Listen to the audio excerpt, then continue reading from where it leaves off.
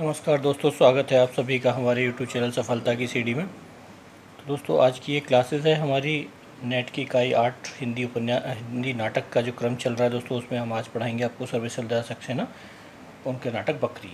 ठीक है दोस्तों, तो पहले हम जान लेते हैं सक्सेना जी के साहित्यिक जीवन परिचय के बारे में। फिर उसके बाद में हम बकरी के तथ्य आपको सारे बताएंगे। ठीक है, तो दोस्तों सक्सेना जी का जन्म 15 सितंबर 1927 बस्ती में हुआ था और उनकी मृत्यु 23 सितंबर 1983 ईस्वी दिल्ली में हुई थी।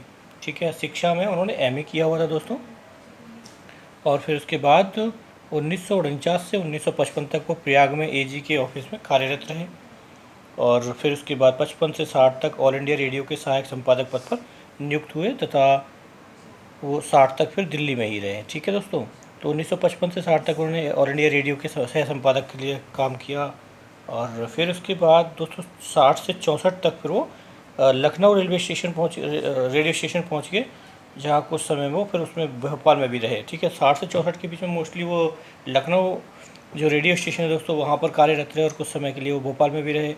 फिर इसके अलावा 1964 में अज्ञे जी के आग्रह पर उन्होंने दिनमान पत्रिका से जुड़ गए। दिनमान का पत्रिका का संपादन अज्ञे जी ने 1964 में ही किया था, तो उसके लिए अज्ञे जी ने उनको अपने पास बुला लिया और फिर वो उससे जुड़ गए। फिर 1982 में दोस्तों उन्होंने बाल पत्रिका पराग के संपादक बने। ठीक है दोस्तों, और फिर उसके बाद सर्वेश सरदार जी जो है तीसरा तार सप्ताह 1959 में भी से भी जुड़े रहे। ठीक है दोस्तों, अब बात करते हैं दोस्तों उनके संपादन की। तो किस किस पत्र पत्रिकाओं का उन्होंने संपादन किया था दोस्तों? दिनमान में तो वो चर्चे और चरखे नाम से चोटीली शैली का गद्य जो 1959 से नियमित शुरू हो गया था दोस्तों, ये दिनमान में दिया करते थे। वो सर्वेश्वर सक्सेना जी का ही होता था दोस्तों। और उसके अलावा 1971 में वो शमशेर मलिज के साथ में रहे। 1980 में रूपम बरा जो है संपादक जिसके आगे हैं वो सर्वेश्वर सक्सेना जी, उसके सहायक संपादक के रूप में कार्यरत रहे। 1981 में दोस्तों अंधेरे का हिसाब, 1982 में नेपाली कविताएं और 1977 में रक्त बीज, ये इन सब जो पत्र पत्रिका है दोस्तों इससे जुड़े रहे सर्वेश्वर सरदार सक्सेना जी। ठीक है दोस्तों, इसके अलावा सर्वेश्वर सरदार सक्सेना जी की संपूर्ण जो गद्य रचनाओं को 4 खंडों में किताबघर दिल्ली ने छापा है। ठीक है दोस्तों, ये हुआ सर्वेश्वर सरदार सक्सेना जी के बारे में। कुछ और महत्वपूर्ण बातें आपको बताते हैं। अब दोस्तों चर्चा करते हैं सक्सेना जी के नाटकों के बारे में, कितने नाटक उन्होंने लिखे हैं। तो दोस्तों उनका सबसे पहला और सबसे प्रमुख और जो सबसे ज़्यादा फेमस हुआ, जिसकी वजह से सक्सेना जी का एक साहित्य जगत में नाम अमर अजर हुआ है दोस्तों, वो है बकरी नाटक, जो कि 1974 ईस्वी में दोस्तों प्रकाशित हुआ था और हमारे सिलेबस में लगा हुआ है। आज हम इसके पर ही चर्चा करेंगे, बकरी नाटक पर ही। ये दोस्तों भारतीय राजनेताओं के मुखौटों का पर्दाफाश इस नाटक में किया गया है। दूसरा इनका नाटक है दोस्तों लड़ाई, जो 1970 ईस्वी में प्रकाशित हुआ था। वह उनकी एक कहानी का एक नाट्य रूपांतरण है। इसके अलावा है एक अब गरीबी हटाओ 1981 में दोस्तों। ठीक है, और इसके अलावा दोस्तों ये तो इनके साहित्यिक नाटक हैं जो लिखे गए हैं, और कुछ ऐसे नाटक हैं जिनको सिर्फ मंचन किया गया है। वो इस प्रकार हैं: कल भात आएगा तथा हवालात, ये एकांकी नाटक 1969 ईस्वी में M.K. रैना के निर्देशन में मंचित हुआ था। और रूपमती, बाज बहादुर और हीरी धूप मचोरी, ये दोनों दोस्तों नाटक हैं, इनका मंचन 1976 ईस्वी में किया गया था। तो ये वो नाटक है जिनका दोस्तों मंचन ही किया गया था, प्रॉपर रूप से इनको संपादित नहीं किया गया। इसके अलावा 2 बाल नाटक हैं दोस्तों इनकी जो बहुत महत्वपूर्ण है। वो है एक भौं खो खो 1975 और दूसरा है लाख की नाक 1979। और बाल नाटकों के बारे में, बाल मनोविज्ञान के बारे में उन्होंने बहुत सारी बातें कही हैं, और जो कि बहुत महत्वपूर्ण है दोस्तों एग्जाम की दृष्टि से, तो ये भी आप याद रखें। इसके अलावा मैं आपको बकरी के बारे में कुछ छोटी सी बातें और बता देता हूँ। इनका बकरी जो नाटक है उसकी प्रथम प्रस्तुति जन नायक मंच द्वारा 13 जुलाई 1974 में त्रिवेणी कला संगम नई दिल्ली में की गई थी दोस्तों, और अब तक इसका इन बोलियों में मंचन भी हुआ है, जैसे ब्रजभाषा, कुमायूनी, गुजराती, कन्नड़, छत्तीसगढ़ी व उड़िया। या कह सकते हैं दोस्तों बकरी नाटक का लगभग सभी भारतीय भाषाओं में अनुवाद अब तक हो चुका है, इतना फेमस रहा है दोस्तों इनका ये नाटक। ठीक है दोस्तों, तो और अब हम इसके बाद बकरी नाटक के बारे में चलते हैं, आपको जानकारी देते हैं। उससे पहले अगर जो लोग हमसे जुड़ना चाहते हैं तो ये हमारा नंबर है, हमारे व्हाट्सएप ग्रुप से आप जुड़ सकते हैं। उसके लिए आपको इस नंबर पर मैसेज करना होगा। आगे चलते हैं दोस्तों। तो दोस्तों अब चलते हैं हम बकरी नाटक का सार हम आपको बताएंगे, उसके तत्व बताएंगे, महत्वपूर्ण बिंदु बताएंगे, क्योंकि एग्जाम में हमारे सिलेबस में लगा हुआ है। इस पर आधारित जितने प्रश्न बन सकते हैं महत्वपूर्ण तथ्यों के रूप में मैं आपको दोस्तों बताऊँगा। छोटे छोटे पॉइंट होंगे जो आपको बहुत ही महत्वपूर्ण होंगे और एग्जाम की दृष्टि से बहुत ही यूज़फुल रहेंगे। ठीक है दोस्तों, तो दोस्तों सबसे पहले बात करते हैं प्रकाशन, जो कि 1974 ईस्वी में इस नाटक का प्रकाशन हुआ था। और ये जो नाटक है दोस्तों वो 2 अंक में है, 2 अंकों का नाटक है, और साथ ही साथ प्रत्येक अंक में 3-3 दृश्य के बाद इसमें नट गायन की योजना बनाई गई। तो दोस्तों ये इसका एक तरह से कह सकते हैं कथानक का जो विस्तार किया गया है उसका योजना है। ठीक है, 2 अंक और 3-3 दृश्य ये योजना है कथानक की, और प्रत्येक दृश्य के बाद दोस्तों यहाँ पर नट गायन की योजना इसमें दी गई है सक्सेना जी द्वारा। अब चलते हैं दोस्तों कथा वस्तु के बारे में जान लेते हैं। कथा वस्तु क्या है इस नाटक की? तो दोस्तों इस नाटक की कथा वस्तु है भारतीय राजनेताओं के मुखौटों यानी कि गांधीवाद का पर्दाफाश किया गया है इस नाटक में, यही इसका मूल उद्देश्य रहा है। ठीक है दोस्तों, अब इसके बारे में मैं आपको छोटी छोटी महत्वपूर्ण बातें दोस्तों बताऊंगा, सारी की सारी बहुत, जो कि बहुत ही महत्वपूर्ण है। और क्या क्या हैं इस नाटक के बारे में, एक है सबसे पहले नाटक में पहले भूमिका दृश्य है। इसके बाद दूसरा नंबर है नाटक के प्रत्येक दृश्य के बाद नट नाट्य गायन है। जैसा कि मैंने आपको बताया, नाटक के अंतिम दृश्य में नट नटी के साथ सबका गायन भी होता है दोस्तों। ये तो हुआ इसकी योजना, कथानक योजना। इसके बाद भारत सरकार ने आपातकाल के समय दोस्तों इस नाटक पर प्रतिबंध लगा दिया था। ये बात बहुत ही महत्वपूर्ण है, आपातकाल के समय इस नाटक पर प्रतिबंध लगा दिया था। इसके साथ साथ दोस्तों जब ये प्रतिबंध लगा था इसी नाटक पर मॉरिशस में भी प्रतिबंध लगा दिया गया था इस नाटक पर। ठीक है दोस्तों, तो ये बहुत ही महत्वपूर्ण बात है दोस्तों इस नाटक के बारे में। और ये भी बहुत सारी वजह होती है, जैसे कि कोई चीज़ बहुत ज़्यादा फेमस है, प्रसिद्ध हो जाती है। तो इसके बाद है दोस्तों नंबर 6 पर है, ये गांधीवादी दर्शन पर आधारित नाटक है दोस्तों, और इसमें जनवादी चेतना का नाटक इसे हम कह सकते हैं। इसके साथ ही साथ नाटक में बकरी जो है वो गरीब जनता का प्रतीक है दोस्तों। जो नाटक का जो इसमें जो नाम दिया गया है, जो नाटक का जो नाम दिया गया है वो दोस्तों इस आधार पर दिया गया है कि जो बकरी है वो बकरी है एक जनता, गरीब जनता का प्रतीक है। एक प्रतीकात्मक नाम दोस्तों इसमें दिया गया है इसका नाटक का।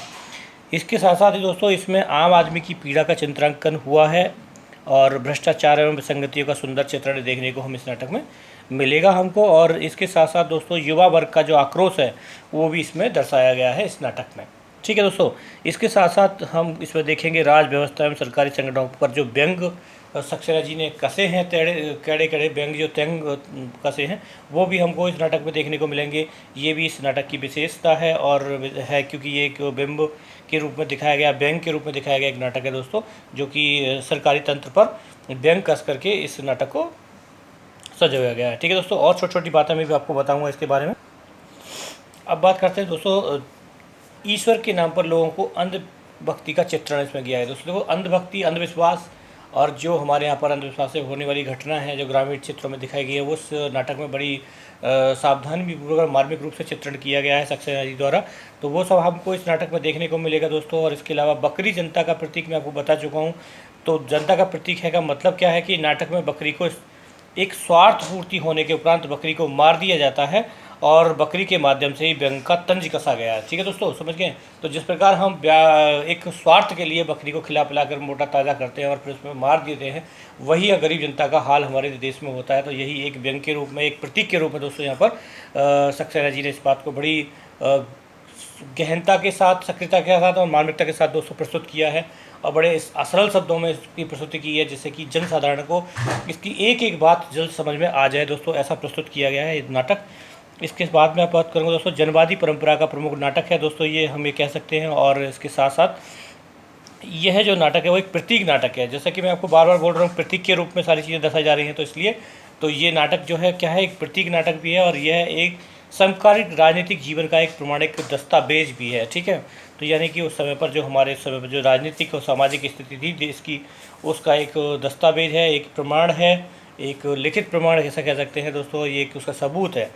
ठीक है, ये इसमें आपको देखने को मिलेगा बकरी नाटक में। इसके अलावा दोस्तों दुर्जन, करमवीर व सत्यवीर जो इसमें जो पात्र हैं वो आधुनिक नेताओं के प्रतीक इसमें दिखाए गए हैं, और साथ ही साथ तो समकालीन राजनीति की कुरूपता का व्यंग्यता से प्रहार किया है इस नाटक में सर्वेश्वर सक्सेना जी ने। साथ ही साथ दोस्तों बकरी को गांधी जी की बकरी की वंशज बताकर उसकी जय जयकार की जाती है दोस्तों इस नाटक में।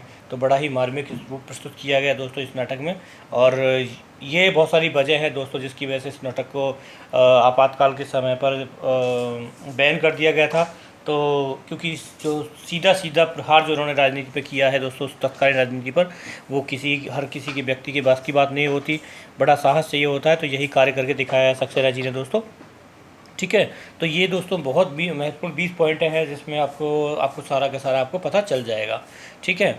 अब इसके बाद दोस्तों हम चलते हैं नाटक के पात्रों के बारे में। तो अगर हम नाटक के पात्रों पर चलते हैं तो दोस्तों सबसे पहले मैं आपको बता दूं कि नाटक के में जो है प्रधान नायक नायिका कोई भी नहीं है, कोई ऐसा पात्र नहीं है जैसे हम ये कह सकते हैं प्रधान नायक है और ये नायिका है। ये एक तरह से क्या है, एक तरह से दोस्तों ये एक जो नाटक है वो प्रतीक नाटक है और यहाँ पर एक घटना या एक जो सूचना दी जा रही है या जो कथन दिए जा रहे हैं वही प्रधानता दी गई है दोस्तों इस नाटक में। तो फिर भी जो इसमें जो पात्र हैं दोस्तों इस जो कहानी को आगे बढ़ाते हैं वो मैं आपको उनके बारे में बता देता हूँ।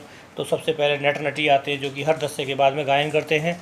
इसके बाद दोस्तों इसमें भित्ति है, दुर्जन सिंह है, करमवीर है, सत्यवीर है और सिपाही भी है, विपत्ति जो कि एक गरीब युवती है और एक युवक है दोस्तों। तो पात्र संयोजन बहुत ही सुंदर है, छोटा सा है और मंचन की दृष्टि से भी बहुत महत्वपूर्ण है। मोस्टली तो इनमें विचार व्यक्त किए गए हैं दोस्तों हर पात्रों के माध्यम से।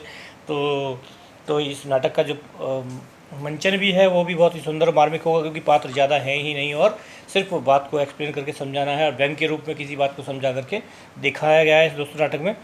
तो और बाकी चलते हैं, कुछ और महत्वपूर्ण बातें इसके बारे में आपको बताते हैं। अब चलते हैं दोस्तों नाटक की समीक्षा करते हैं। समीक्षा बताते हैं आपको क्या है नाटक की समीक्षा, जो कि इस प्रकार है। बकरी जो है दोस्तों साधारण व्यक्ति का सामयिक नाटक है। साधारण व्यक्ति के शोषण की कथा की साहसपूर्ण ढंग से इस नाटक में दर्शाने के सामने लाया गया है। तो दोस्तों साहस की तो बात है ही, हर किसी के अंदर इतना बड़ा साहस नहीं होता कि वो प्रशासन के खिलाफ जा करके उसकी स्थिति को बताए। और राजनीतिक लोग गांधी की बकरी के माध्यम से जनता का शोषण कर रहे हैं, यह इस पर दिखाया है और अपने दुष्कर्मों को छिपाने के लिए गांधी के सिद्धांतों को ढाल बना लिया गया है।